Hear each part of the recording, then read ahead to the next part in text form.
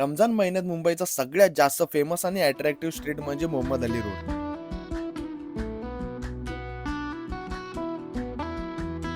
जिथले vibes Ramzan महिन्यामध्ये वेगळेच असतात. हे सगळं मी ऐकून होतो आणि एवढे वर्ष मुंबईमध्ये राहून मी कधीच हा अनुभव घेतला नव्हता.